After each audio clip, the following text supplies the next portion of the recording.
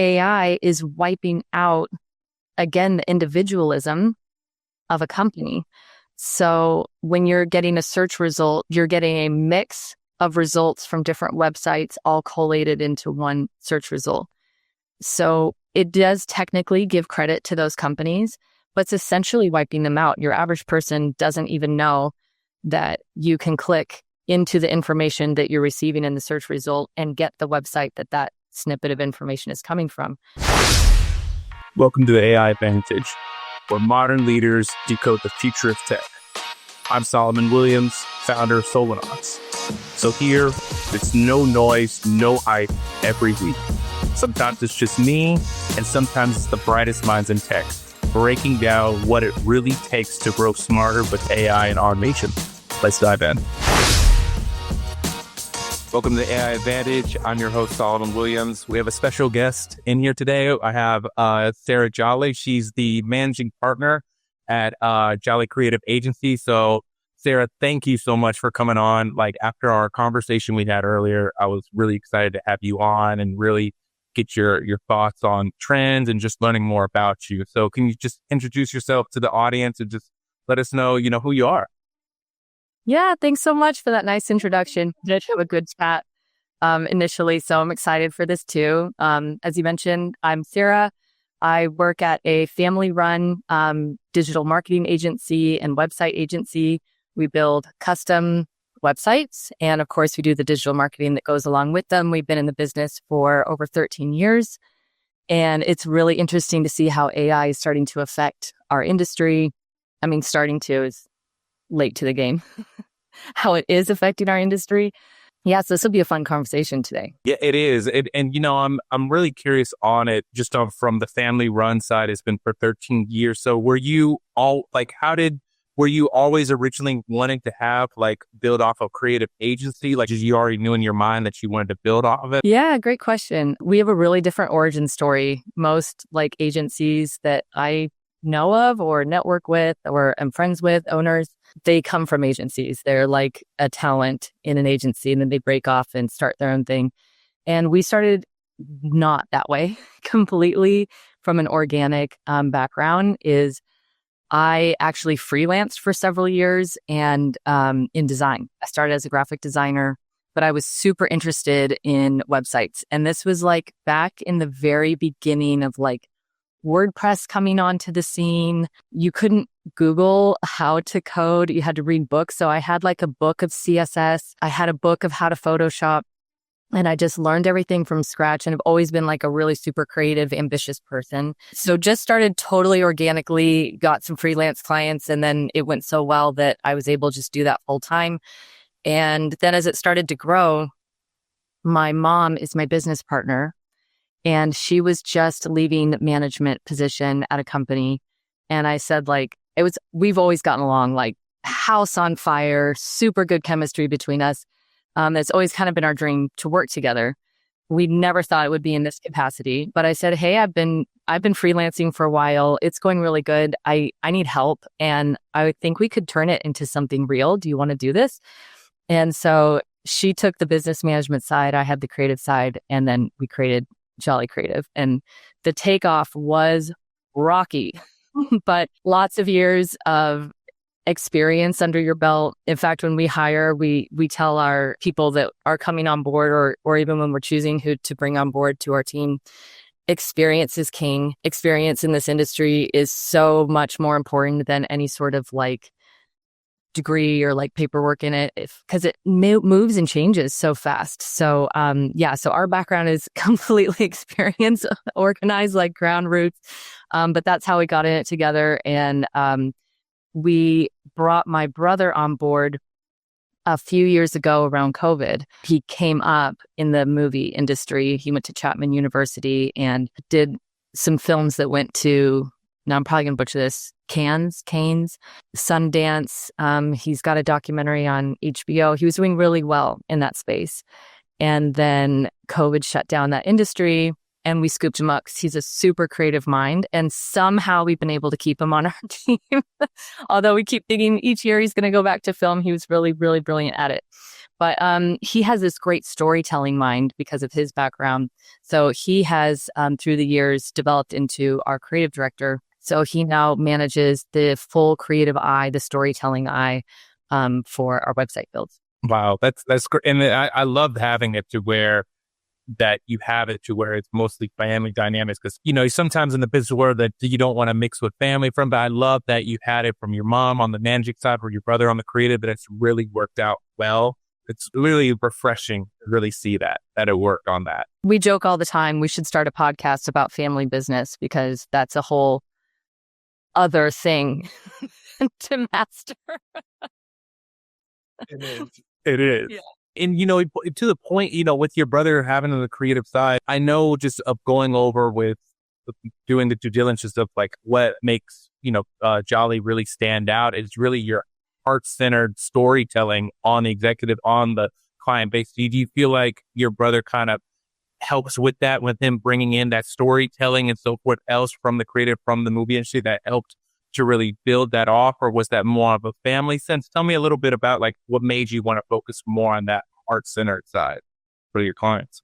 Wow, that's a really insightful question. I would definitely say that is the heartbeat of our work. So we've always had that as a philosophy in building a website, even in our teamwork amongst our own team. Like we have a very low turnover rate on our team, because I think when you lead with heart and you find the right people, you have an energy that keeps you together. And the same with a clientele. Yeah, so that has definitely been like a theme since the beginning of our agency. But I would definitely say that Grant brings that to light through the aesthetic of each website, because each brand is a story to tell, has something really unique about it. It could be a really unique owner. It could be a really unique story that they need to get out. It could be an impact story. We do some cool work with some .orgs that have, of course, like a natural built-in story to them, but it doesn't matter what industry you're in. We've sold toilet seat covers, out of order toilet seat covers. And we have a client that does very well in that space. And they have a unique story to tell. So it's extremely important. There's a human component that you can never take out of. I guess if you take it out, it just feels so bland. It feels so there's nothing to connect with. And that human connection, we believe, will never go away. And if you can learn to be even more authentic, even big corporations can learn to be more authentic with their brand, then it can reach your audience in a whole new level, and you'll get loyalty for years and decades to come. So, yeah. I really like that, because it really, especially nowadays, especially with the whole purpose of AI and even just the market now, people wanting to gravitate more with podcasts and with content creation, with, now with it, like people are really wanting to know more about the personal story, right? Especially from a business perspective. And I think, Jolly Creative with your team, like with the family, that's such an intricate part of it, of having it to where your mother, your brother, you're all working together. You have this low turnover. You're looking more towards on the art-centered side. So do you feel like with AI coming forward and, with user-generated content and so forth else, just from what you've seen on the trend, do you see that people are still wanting to gravitate and crave more of that human connection? Or do you see the trend going more as AI gets more, they're smarter and more being able to have these new features, if that's going to be taken away? Like, how are you trending for that to make sure that Jolly kind of keeps ahead on that? Yeah, that's a good question, like kind of multi-layered question. I think the cleanest answer is you can never replace the heart and uniqueness of a person, of a brand. I think that AI can be really complementary to getting that message out, to kind of like all the supplementary steps that need to be taken to amplify a message. I think AI is excellent for that. This is something we kind of touched on, I think, in our initial conversation, was that I am noticing in our industry I mean, people are trying to experiment with AI, right? They're trying to figure out like how it's going to fit for their business, how it's going to fit. Could we do something faster? Everyone's like, can we do something faster? Can we get out of here quicker? Can I make my life easier? So like I work one-on-one with a lot of business owners or like C-suite. And it's kind of fun to see how people are experimenting with their AI. Certain people are, got one owner I work with who's fantastic. He's like a really smart analytics person. And he's figured out how to use AI to amplify his analytics and like analytic thinking. So like connecting spreadsheets together, connecting like intelligent thought together. But he's always the one coming up with the idea. And that's kind of like the key concept. I have other owners who are exploring and they're going like, Sarah, I went to AI and I said, if I want to be the next Steve Jobs, and here's the product I have, and here's what I'm doing, make me my whole plan. And in fact, what should my product be? And that kind of approach with AI falls so incredibly short because it's missing the individualism, the heart, even the mistakes that people make. Like, I mean, there are like really famous examples of mistakes throughout history in our industry, in marketing, in music, in art that become like the most important and the most valued thing about that output. And so when I see ownership using AI and they're considering AI to be another C-suite player in their company, that's a really unsuccessful use of AI. But when people are using AI to be like their support staff, it's a really successful use of AI in our industry. I could go into that much, much more. But so will the heart ever be taken out? In my opinion, absolutely not. You're never going to get a true creative experience from an AI model as we see it now. You know, who knows what the future could bring, but yeah, I mean, especially with social media and everything, like you want to know who someone is. You want to know what makes them different. I want to be able to relate to you. And AI tends to, especially at this point, have a level of perfectionism that is unrelatable. So there's also an aspect of that when it comes to branding and like in our industry in marketing, unrelatable is not useful to us. So in the things that need to be precise, like edit this document, edit this email, certain things like that, right? Like perfect. But when it comes from like a conception standpoint, it's just missing the mark in so many ways. Yeah. And I think it goes back to even on previously of what you mentioned I really liked is that the where it's at now, it's being used as an intern or executive assistant level where it's supposed to be helping, so forth else. And to what you've mentioned before, and I think if I remember correctly, is just based off of you want the AI because exactly as you mentioned before, someone's asking Steve Jobs and it's going to bring about this whole output of this is what you need to do. It's going to give, you have to be aware of that. It can be more of a yes man that it doesn't have that experience on that side to say, let's think of it differently, or on that side, it's going to continue to encourage. And so, as you said before, with one of your clients, he's more analytical thinking that now you need to put more individualism into it and have it be able to think as you. There's one example of even what I've used with a previous client that for emailing that we've adjusted it to, we've given the data around how he talks and his emails and so forth else and how it learns how to speak like him and iteration after iteration. So as you mentioned, it's just now it's being a helper as to the guide of it, still having that human focus, but now it's more individualistic of that side and brings that personality and so forth else that helps you along to the goal that you're going for. Not they're just giving you a generated speak of what you need to do. That's such a good point. That's really cool too. And you're right about so many things you said. Well, one about using it to like program and reprogram until it's mimicking. And that goes along with what you said as well about AI can be a yes man. It's never going to challenge you. It's literally programmed to agree with you and to go, that's really smart, Solomon. What a good idea, Solomon. It does sound like you could probably sell 1 million copies of that software. But if you come in and then say the opposite, well, what about this? Well, I don't know if this is a good idea. They'll go, yeah, Solomon, good thinking that might not be a good idea because of X, Y, and Z. It's just information regurgitating that has everything to do with what you said, like how it is being micro-programmed for the use case. So in a general sense, how a lot of people have like their favorite AI that they're using like for search or for research or for creation. I think if anyone's not watching the video, I'm doing air quotes, creation. It's really generalized. But it is interesting, speaking of that, our industry is certainly going to change. It is becoming the new search engine. So the way that it can sort through data is certainly like far superior to what we have now. There just comes a question of like, what data is it sorting through? So I'm curious on that. Like, what are you seeing now as the trend? As you said, like now it's becoming the new search engine. Like, what are you seeing moving forward? Yeah, good question. I think without a doubt, search engines will change. Without a doubt, I'm not sure 100% when that will happen. The technology is already there for AI to be our primary search model.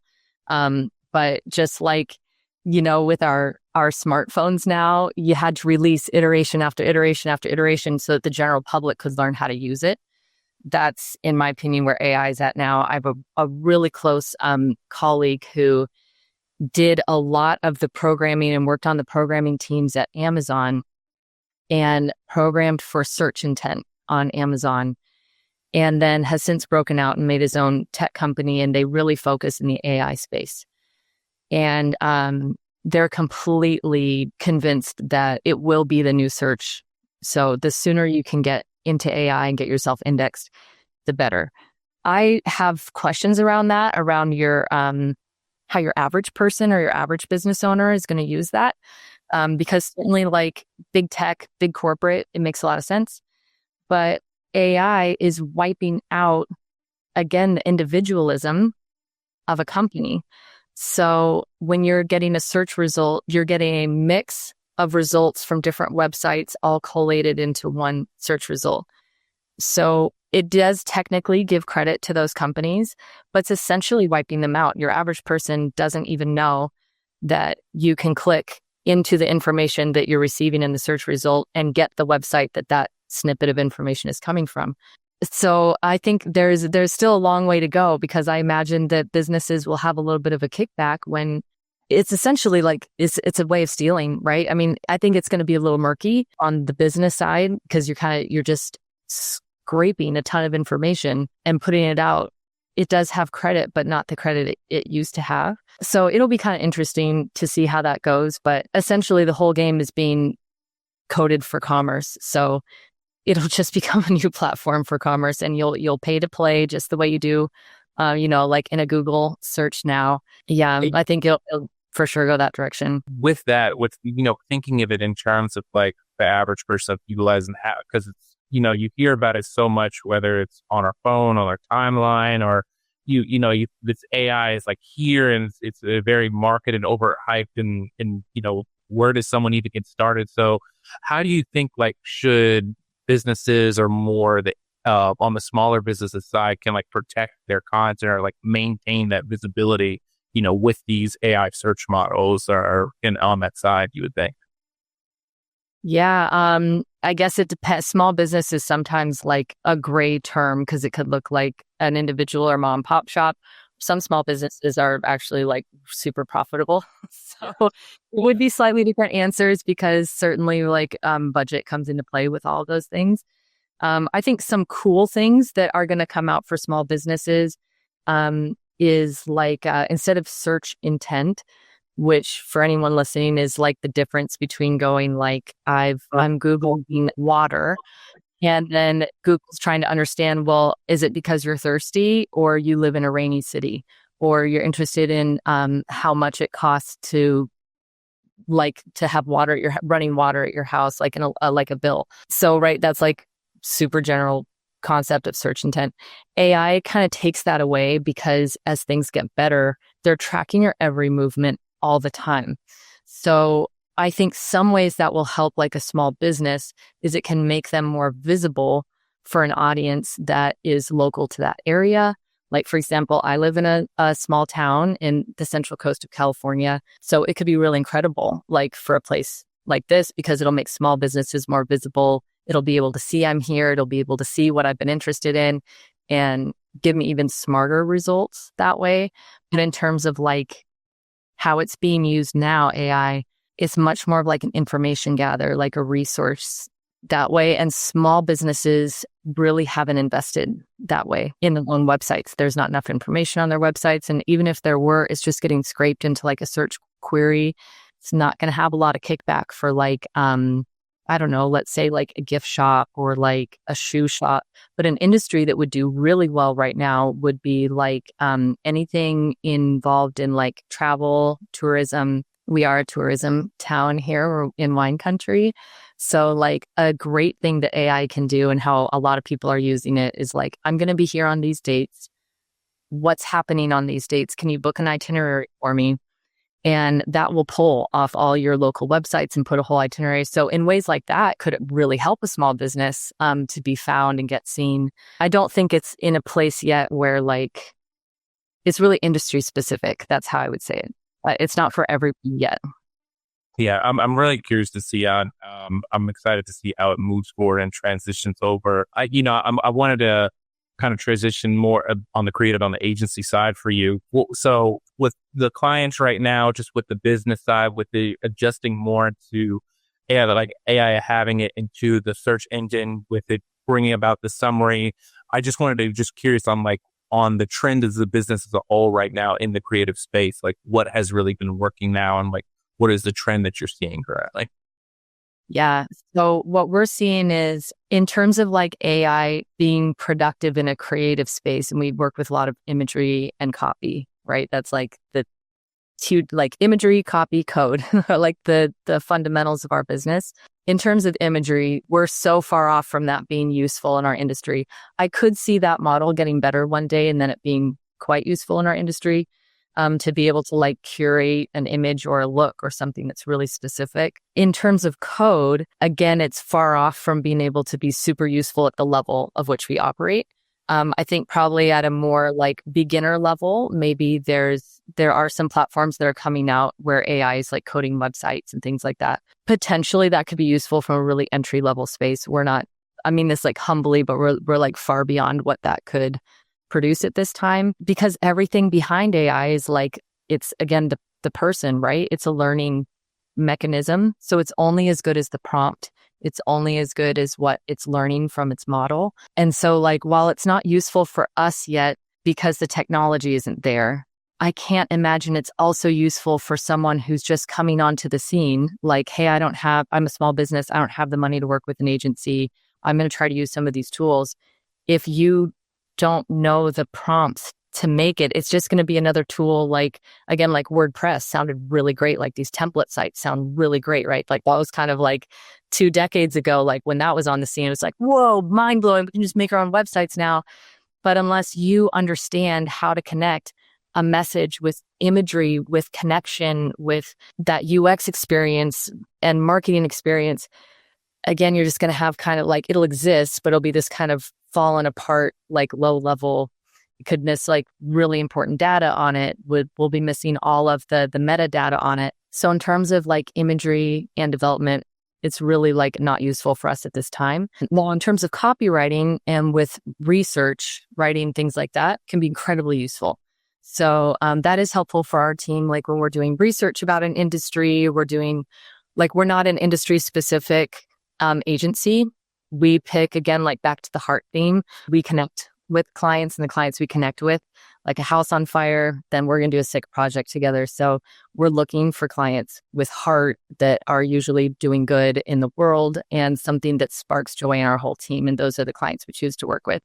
So because of that, we're always having to research like, okay, how can we learn everything about you so we can really bring you the table? So from a research standpoint, AI is awesome.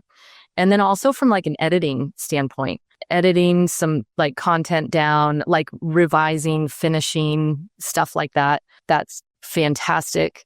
I think it's the right brain, left brain thing where like usually when people are very visual and creative, like right, and then your writing skills are on the opposite side of the brain, I believe. So we find in our agency, like everyone's using, I think it's left brain, not left brain. And so it's really helped to have like an editor now on our team to be like grammar, punctuation. So that's been incredibly helpful. Of course, from like kind of a assistant level, it's helpful. We have certain programs we work with that just like make some of the systems a little bit easier for us. And then also like when you get a little tongue tied, like you have a great idea, you have a great concept of how you want to say something. And it's kind of fun to get the ball rolling to be like, hey, AI, give me 10 different ways to say this. What are 20 different words for this word? So we also kind of use it in a playful way like that. And then depending on what the results are, then our whole team can kind of play off of that. But we really use it in a assistant style way.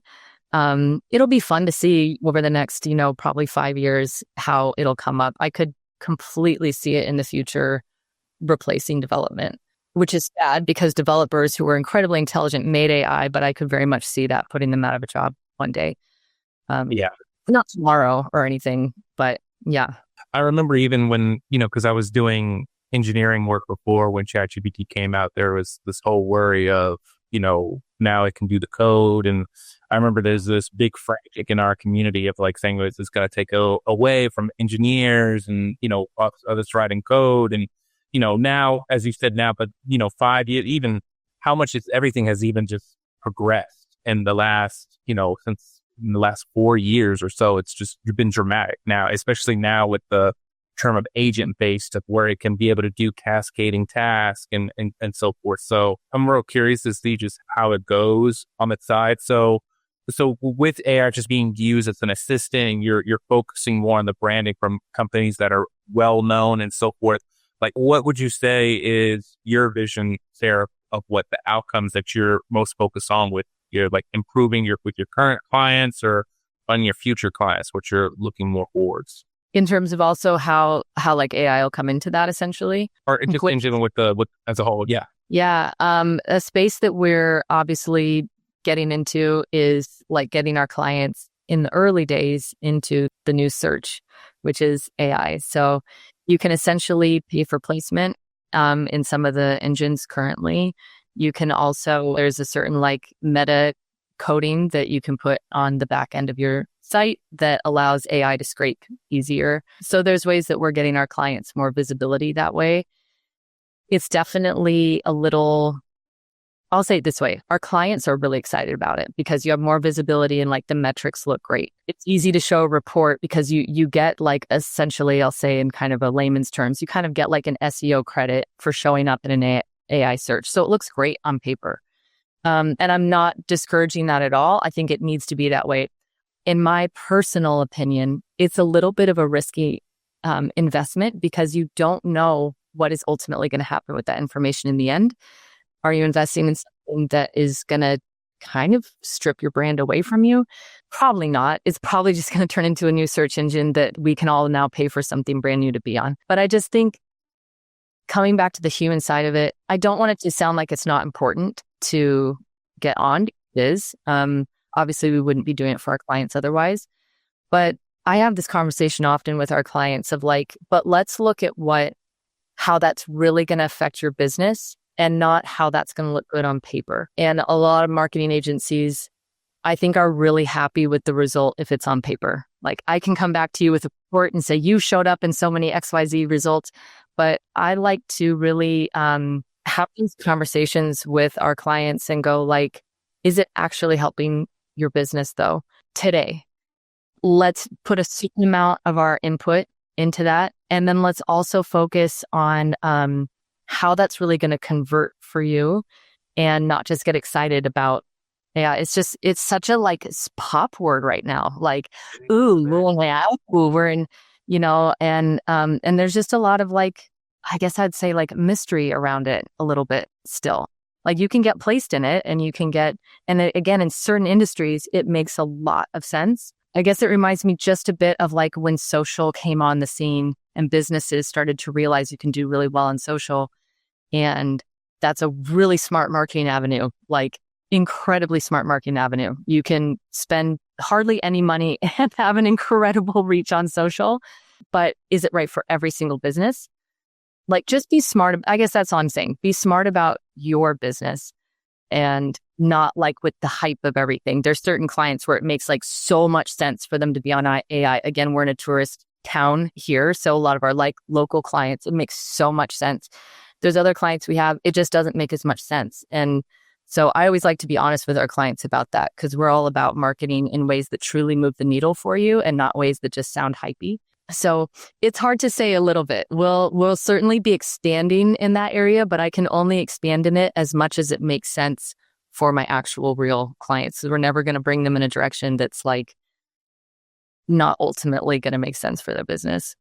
Right. And I love that on the side. I think it gets caught up, and even when you're more not into the leadership side with being the visionary for your own company and so forth, what is actually, as you said, and I love what the term that you use, moving the needle, because there's so much noise of going forward on the analytics and it looks great what is actually pressing it forward. So Sarah, I'm like, has that always been the forefront of your mind, even on your freelance days, of having it to where what's actually moving the needle? Or just over time, if you've seen with your mom is the managing partner, just over time, has that just been implemented more, or you like worked with clients and seen like on saying, hey, here are the 3 indicators that you need to focus on?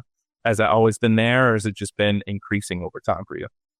I would say, like, from a morality level, that's always been there. And I'm not calling people who don't do that like immoral or anything like that. But I would say that I think I got into this industry kind of naive.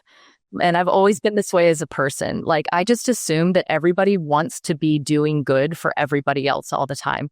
And I've learned a naive way of thinking and looking at the world.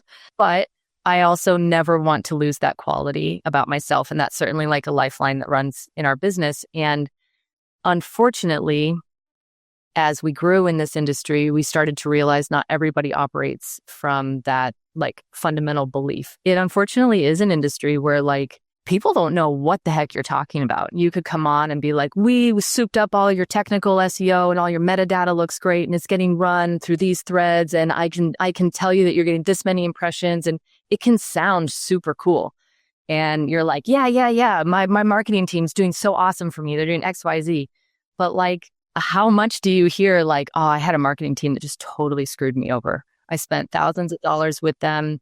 They were showing me these cool metrics and it did nothing. I maybe got one new client from it. That kind of stuff just makes me feel icky inside. And so, so that's always been our MO. I could go into that so much deeper, like if we have time to do like 2 more minutes on it. Even in getting in this industry, we started simply by doing websites. We actually did not start with the marketing side because so many agencies do everything. And there's kind of this like, there's a salesmanship, right, in what we do of like, we're doing it all really well. But I know behind the scenes, you have to be such an expert at what you're doing in each one of these individual fields. It is literally impossible. Technically impossible, but it's unrealistic to think that, especially like a boutique agency, even these large agencies, like they have such a high churn rate. Those people in certain roles don't really know what they're doing. And so we were like, we're going to start in the niche of website design and development. We're not going to do anything else. We're just going to get partners in other areas to help our clients. And so we were fully website design and development for like probably half of our business's lifetime. So probably like around 6 years.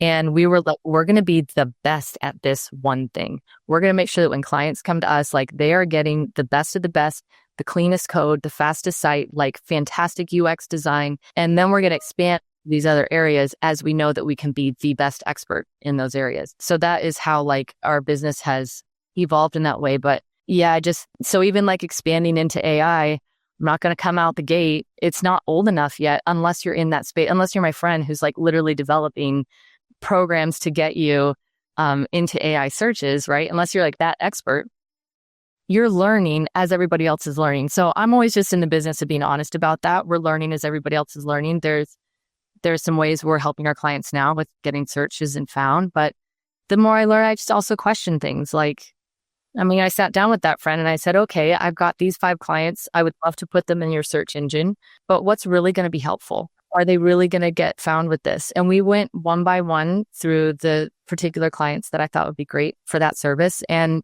really only one of them fit the bill.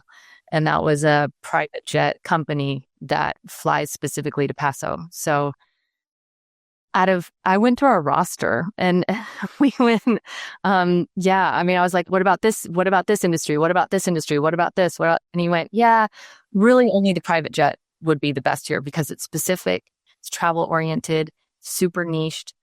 And so I was like, okay. So, and that's coming from someone who's literally at the top 20% of who's developing some of these programs. So in my opinion, it's just not ready for everybody yet. But if it's ready for you, jump on it, but also just like be thoughtful about like, that's where that human side comes in. Like be thoughtful, be like, if you ask AI, is it good for me? AI is going to agree with you. Yeah, it's going to be good for you, Sarah. It's going to be awesome for you, Solomon. You go, well, what about this? Yeah, it'll be that yes man again. Yeah, I don't know. It might not be good. So I guess just be thoughtful how you use it. Yeah. It's definitely have to bring more of a strategic mind, to it and on that side to really think on that, so I love like on the side because you get so caught up in you want to do so many things, but I really liked how you started off. It was really, let's get really good with graphic design on the design of the website and the build out for the UI UX. And then it went on from there and brought out. So with it, where you are now with Jolly Creative, like where do you want the agency to be in like the next 6 to 12 months? What's your vision? In the next 6 to 12 months, we're still, I'd love for us to continue to grow. And the marketing side is super interesting right now, obviously because of like these changes. So I have a particular passion in that.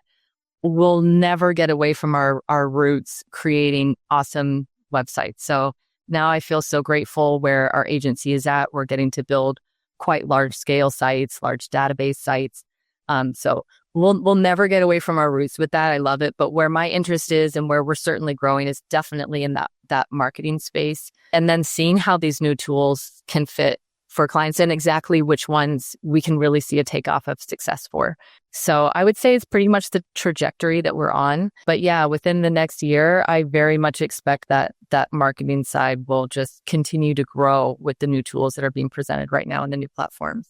Yeah, I'm excited for it, especially when the market. I know there's even on the marketing side that now you have it to where you can utilize the AI avatar to be able to create the ads for. Obviously, as you said, there's what is going to work with each industry, which client, but it's amazing to kind of see on where it can be utilized and how we can fit it in, whether that's paid marketing through the different socials or through the search engine. And now how is AI going to play that part? So I'm really curious, as you said, with the marketing side, because that's the big part, especially with the branding.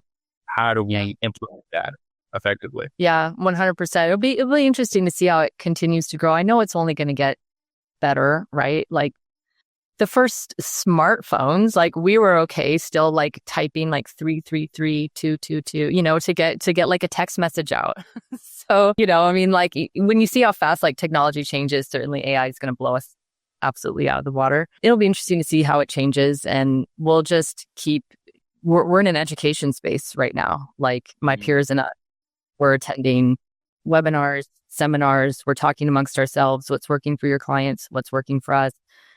Sharing that information is just really important. And I think that's a fun thing about our industry. And what's always kept me really interested in our industry is there is so much to learn all the time. It's an always changing, boring industry. And I respect the people in it who approach that honestly and don't come in and go, I know exactly. Like, it would be impossible. That should be a red flag if you hear that from someone in our industry. That would be impossible to do. So it's because there again, it's so much to digest and to be able to know on every aspect. Because it's, as you said, there's so many silos that you need to really be good at to bring it all as a whole. So that is on the side. So with that being said, and now that you're getting more in the education system, what would you say if you could solve one major challenge in the marketing of the creative agency? What would you say? Like as a whole in our industry, or like, as a whole? Yeah, that's what you see. genuinely, if I could change one thing, I'm trying to decide what side of the industry to kind of pick and choose from. There's an extreme lack of like transparency in our industry. And I think that is difficult for clients who don't know which agency to pick. They don't know if it's going to be, a successful partnership or not. People will get on calls and interviews and sell themselves to you, and you're just like believing them, right? Like you have that to go off of, or an RFP, or we've had really large companies who hire us simply based off of a proposal without even having met one time, which is wild to me.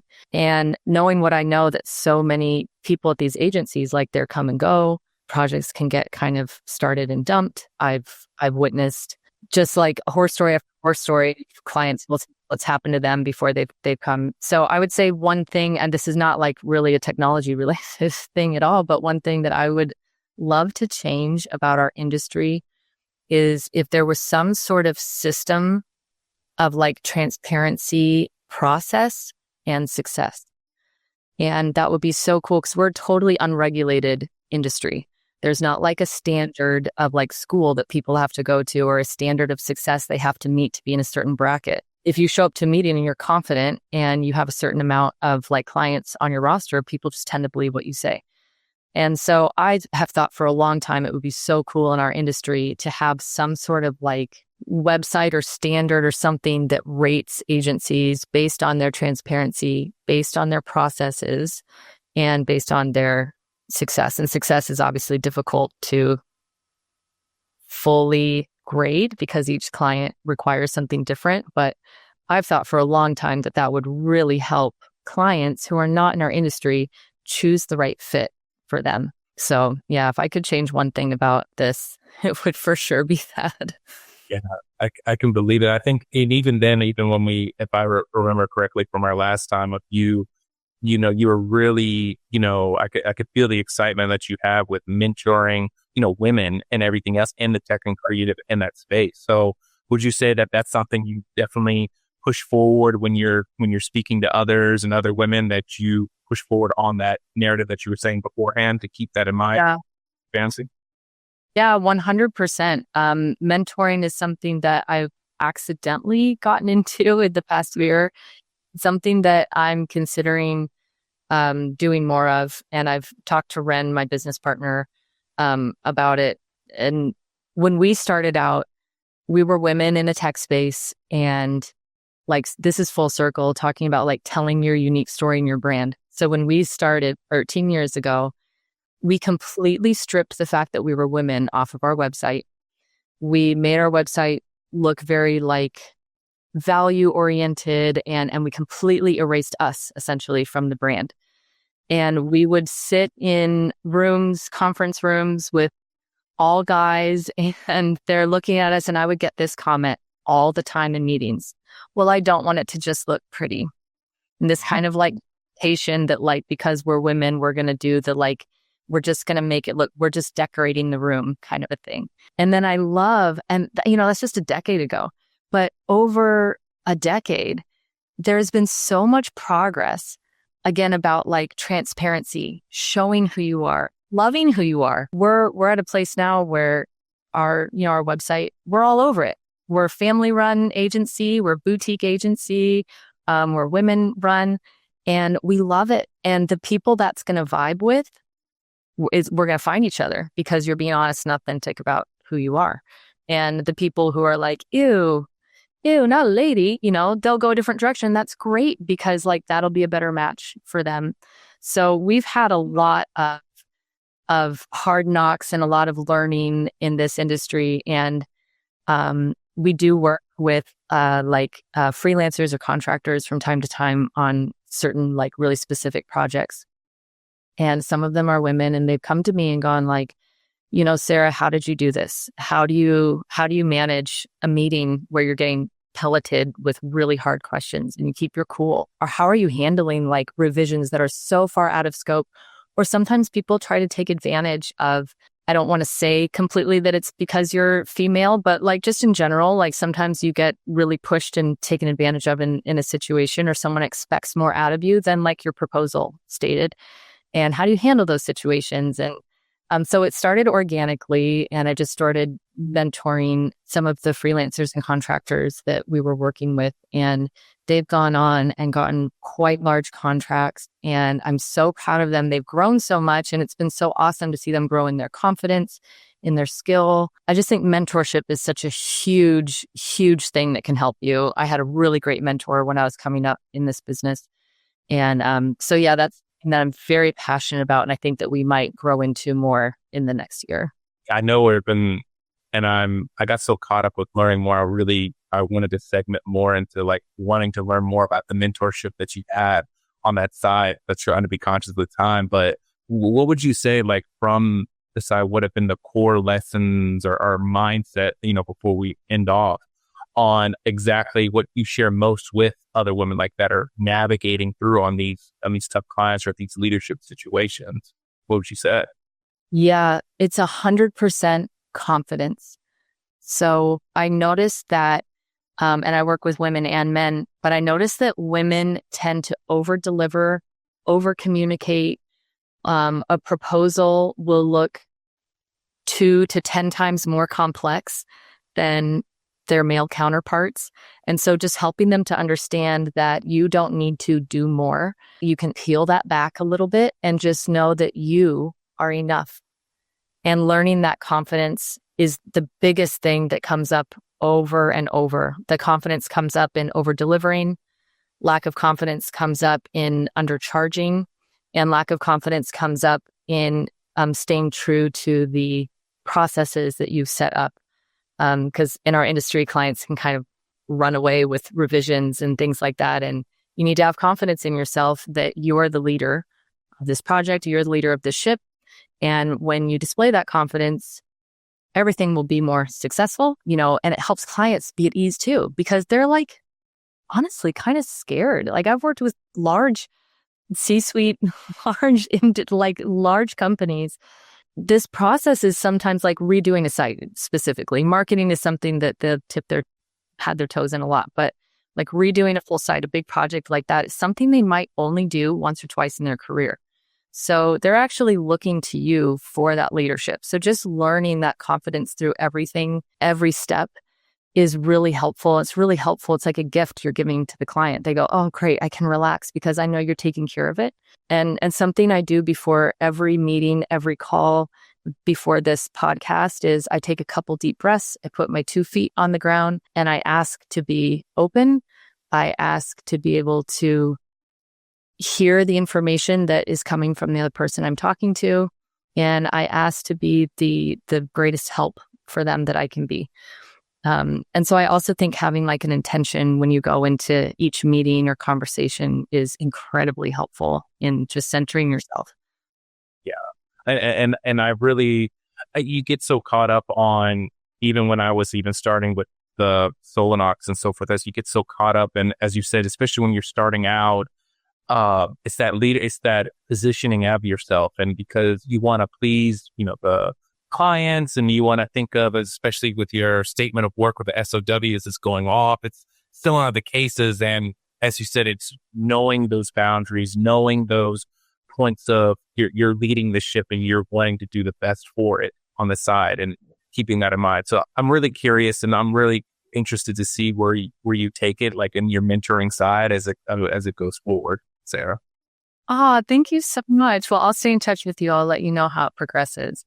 Yeah. So I want to ask, and I think you've touched on it, but I want to confirm else if you did have like a magic wand, Sarah, on the side of if AI, whether it's ChatGPT 10 or, on whether it's on the business side or on your personal side, what would you have, AI utilize for?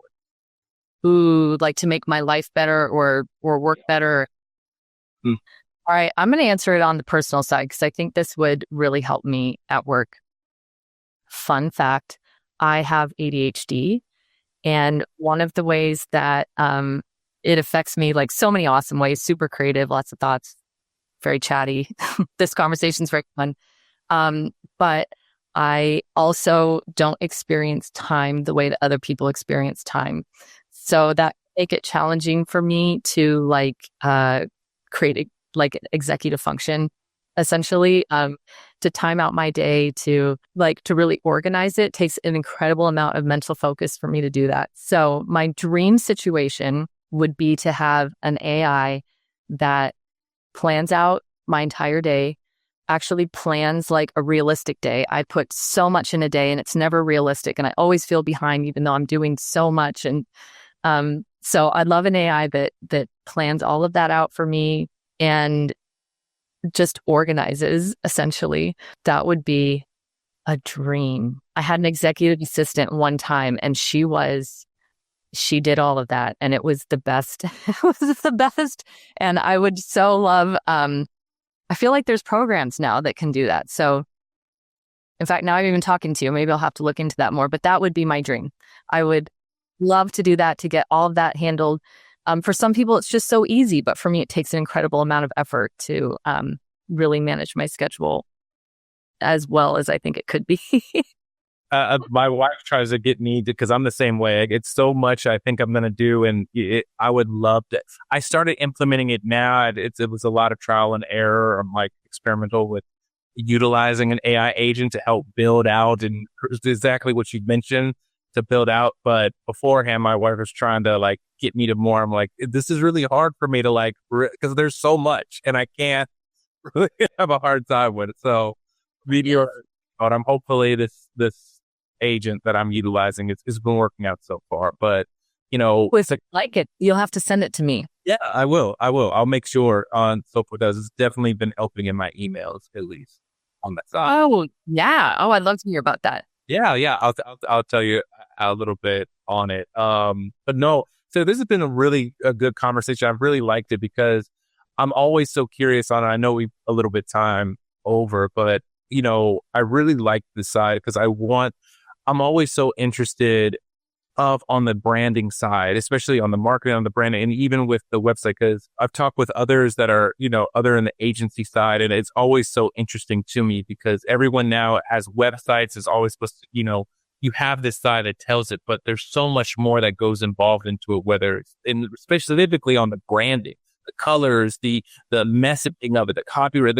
As you said, there's so many pieces of it. And, based off of our original conversation, I really just liked your viewpoint of, your method and how do you want to cross.